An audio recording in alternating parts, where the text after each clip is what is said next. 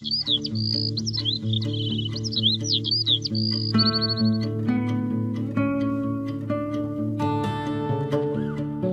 ভাই, ও মিসকে ভাই, জঙ্গলের সবাই আমরা খাবার খুঁজে যাচ্ছি। তুমি কি খাবার খুঁজতে যাবে না নাকি? আর কদিন না খেয়ে থাকবে শুনি? কি করে আর খাবার খুঁজতে যাব? আমার শরীরে ভীষণ জ্বর, জ্বরে আমার গায়ে একদম পুড়ে যাচ্ছে। ঠিকভাবে হাঁটবো কি করে আর উঠবোই বা কি করে? সে কি কথা, প্রতি মাসে তোমার কতবার করে জ্বর আসে শুনি? এই তো 5-6 দিন আগে তোমার জ্বর ভালো হয়ে গেল। কই দেখি তো দেখি, কোথায় তোমার জ্বর এসেছে?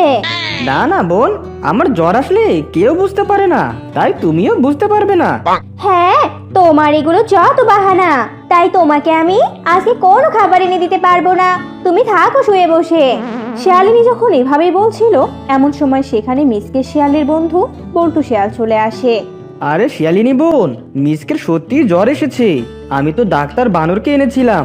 ডাক্তার বানর বলেছে মিসকের শরীরে নাকি অনেক জ্বর। ঠিক আছে, জ্বর? তাহলে তুমি থাকো তোমার বন্ধুর কাছে, আমি চললাম। আরে দাঁড়াও দাঁড়াও, মিসকের জন্য একটু খাবারের ব্যবস্থা তো করে দাও। কেন কেন, তোমার বন্ধুর জন্য তুমি খাবারের ব্যবস্থা করতে পারো না? তুমি যে কি বলো না শিয়ালিনী বোন, তাহলে মিসকের সেবা যত্ন কে করবে? বন্ধু হয়ে তো বন্ধুর পাশে থাকা উচিত। আচ্ছা আচ্ছা ঠিক আছে, যাচ্ছি। বল্টু আর মিসকের কথা শিয়ালিনী বিশ্বাস করে ফেলে, আর শিয়ালিনী খাবার খুঁজতে চলে যায়। বল্টু বন্ধু, এই শিয়ালিনী তো আমাদের কথা বিশ্বাস করে নিয়েছে। এবার চল দুই বন্ধু মিলে জমিয়ে একটা ঘুম দেই, ঠিক সময় খাবার চলে আসবে। এরপর দুই অলস শিয়াল একটা শান্তির ঘুম দেয়, আর বেশ কিছুক্ষণ পর শিয়ালিনী তাদের জন্য খাবার নিয়ে আসে। আর খাবার পেয়ে দুই শিয়াল ভীষণ খুশি হয়। এভাবে দিন কাটতে থাকে। দুই শিয়াল সব সময় সবাইকে বোকা বানিয়ে খাবার খেত।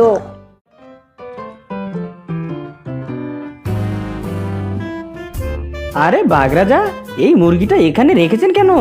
কেন আবার রেখেছি? মুরগিটা খাবো তাই এভাবে রেখেছি। কিন্তু মহারাজ, মুরগিটা তো মরে পচে গিয়েছে প্রায়। আপনি রাজা হয়ে কিনা এই পচা মুরগি খাবেন? সে কি রে মিচকে, পচে গেছে? কই, আমি তো ভালোই দেখছি, একদম সতেজ আছে। এ কি মহারাজ, আপনি পচা পচা গন্ধ পাচ্ছেন না? তাহলে নিশ্চয়ই আপনার সর্দি হয়েছে। শুনুন, আপনি এই মুরগিটা খাবেন না। যদি কোনো পশু পাখি দেখে যে আপনি এই পচা মুরগি খাচ্ছেন, তাহলে জঙ্গলে সবাই আপনাকে নিয়ে হাসাহাসি করবে। সে কি রে, তাহলে এটাকে নিয়ে গিয়ে এক্ষুনি ফেলে দিয়ে আয়, কেউ দেখে ফেলবে তো। এরপর মিসকে মুরগিটা নিয়ে যায়। আমি নাকি মুরগিটা ফেলে দিব? এবার গুহায় গিয়ে জমিয়ে খাবো আমি। এদিকে বাঘ পড়ে যায় মহা চিন্তায়। এই মিচকে কি আমাকে বোকা বানালো নাকি? না না, বাঘ হয়ে মিচকের কাছে বোকা হয়েছি, এটাও তো লজ্জাজনক। আমার মনে হয় মিচকে সত্যি সত্যি মুরগিটা ফেলে দিয়েছে। বাঘ নিজেকে এভাবে সান্ত্বনা দিতে থাকে। এদিকে মিসকে মজা করে মুরগিটা খেতে থাকে। এভাবেই আরো দিন কাটতে থাকে। একদিন বাঘ জরুরিভাবে সবাইকে ডেকে পাঠিয়ে দেয়।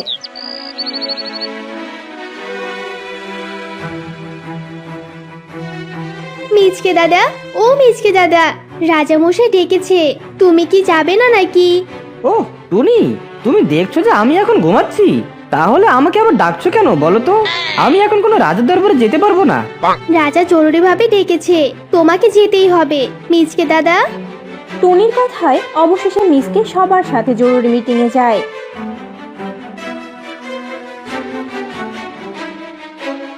শোনো সবাই, সামনেই তো বর্ষাকাল চলে আসছে। আমাদের বর্ষাকালে যাতে খাবারের কষ্ট না হয়, তাই আমাদের আগেই প্রস্তুতি নিতে হবে। তাই তোমরা আজকে থেকে খাবার সংগ্রহ করা শুরু করে দিবে। আর টুনি, আমি তোমাকে একটা দায়িত্ব দিতে চাই। জি বলুন রাজামশাই, আপনি আমাকে কি দায়িত্ব দিতে চান? জঙ্গলের গাছ থেকে ফল পেড়ে তুমি পশুদের দিবে, যাতে সবাই ফলমূল সংগ্রহ করতে পারে। ঠিক আছে। এরপর সব পশু পাখিরা সেখান থেকে চলে যায়, আর সবাই প্রস্তুতি নিতে থাকে।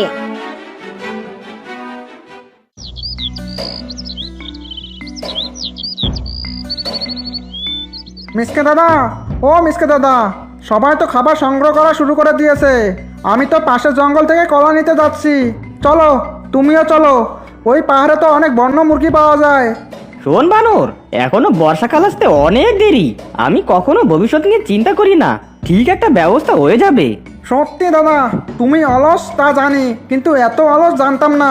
তুমি দেখো, তুমি একদিন অনেক বড় বিপদে পড়বে। শোন বানর, তুই তো নিজের চিন্তা কর, আমাকে নিয়ে তোরে তো চিন্তা করতে হবে না। এসেছে আমাকে জ্ঞান দিতে। এরপর বানর সেখান থেকে চলে যায় আর মিসকে আবার ঘুমাতে থাকে। এভাবেই দিন কাটছিল, কিন্তু মিসকে কোনো খাবার জোগাড় করে না।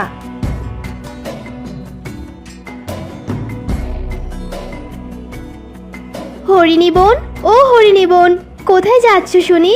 কোথায় আবার, ঘাস আনতে যাচ্ছি। বর্ষায় তো ঘাসের জমিগুলো তলিয়ে যাবে পানিতে, তাই অভাবের সময় না হয় শুকনো ঘাস খাবো, তবুও তো একটু পেট ভরবে। তা যা বলেছ, তবে বিকেলে এসো কিন্তু, আমি কিছু ফল পেড়ে দিব, বাসায় নিয়ে যেও। এরপর টুনি সেখান থেকে চলে যায় আর হরিণীও ঘাস আনতে যায়। এদিকে বাকি পশু পাখিরা নিজেদের মতো করে খাবার জোগাড় করতে থাকে। এভাবেই দিন কাটতে থাকে। এদিকে বল্টু আর মিসকে মিলে তাকিয়ে তাকিয়ে দেখতে থাকে সব, কিন্তু তারা কিছুই করে না। বন্ধু মিচকে, সবাই তো খাবার জোগাড় করে আনছে, আমরা তো এখনো কিছুই করলাম না, তাহলে আমাদের কি হবে? শোন বন্ধু, যা হবে দেখা যাবে। আমার কাছে খাবারের থেকে ঘুম বেশি জরুরি। এত শান্তির ঘুম রেখে কার ইচ্ছে করে খাবার খুঁজতে বলতো? তার থেকে চল দুজনে ঘুমিয়ে পড়ি। তুই একদম ঠিক বলেছিস। দেখ না, সবাই কিভাবে ব্যস্ত হয়ে পড়েছে। শিয়ালিনী তো বেশ কিছু মুরগি ধরে এনেছে, শিয়ালিনীকে বোকা বানিয়ে খাওয়া যাবে। দুই শেয়াল মিলে এভাবেই বলতে থাকে। এভাবেই দিন কাটছিল। দেখতে দেখতে বর্ষাকাল চলে আসে। চারদিকে বৃষ্টি পড়তে থাকে আর পশু পাখিরা তাদের জমানো খাবার খেয়ে আরামায়েশে দিন কাটাতে থাকে। কিন্তু দুই শেয়াল পড়ে যায় মহা বিপদে। বন্ধু মিচকে, এবার আমাদের কি হবে? এভাবে খালি পেট নিয়ে আর কতক্ষণ ঘুমাবো বল? আমার তো বড্ড খিদে পেয়েছে, মনে হচ্ছে আমি না খেয়েই মরে যাব। হ্যাঁ রে বন্ধু, তোকে আর কি বলবো, আমার নিজেরই তো বড্ড খিদে পেয়েছে, মনে হচ্ছে এই বুঝি মরে যাই। তার থেকে চল আমরা শিয়ালিনীর কাছে যাই, দেখি আমাদের একটা মুরগি দেয় কি না। এরপর দুই শেয়াল মিলে বৃষ্টিতে ভিজে শিয়ালিনীর কাছে যায়। এ কি তোমরা, কি চাই বলো তো? বলছি কি বোন, আমাদের কিছু খাবার দেওয়া যাবে? বড্ড খিদে পেয়েছে। না না বাবা, অনেক কষ্ট করে মুরগিগুলো ধরে এনেছি, তোমরা তো আরামায়েশ করে কাটিয়েছো, আমি তোমাদের কোনো সাহায্য করতে পারবো না। যাও তো বাপু, এখান থেকে চুপচাপ চলে যাও। শিয়ালিনী তাদের দুজনকে সেখান থেকে তাড়িয়ে দেয় আর কোনো সাহায্য করে না। এরপর তারা দুজন বাকি পশুদের কাছে যায়, কিন্তু বাকি পশুরা তাদের একটা ফল উক্তি দিয়ে সাহায্য করে না। এতে তারা দুজন ভীষণ চিন্তায় পড়ে যায়। আরে বল্টু, আমাদের তো কেউ সাহায্য করলো না, সবাই আমাদের উপর ভীষণ রেগে আছে।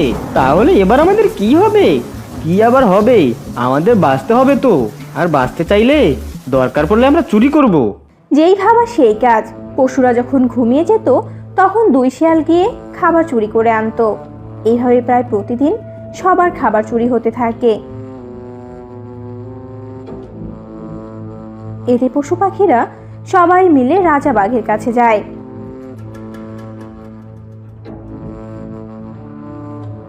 আমরা একদম শিওর ওই চুরিগুলো ওই দুই শিয়াল করেছে, কারণ আমাদের সবার ঘরে খাবার আছে, কিন্তু একমাত্র দুই শিয়াল কোনো খাবার জোগাড় করেনি। এমনকি ওরা খাবার নিতে আমাদের কাছে এসেছিল।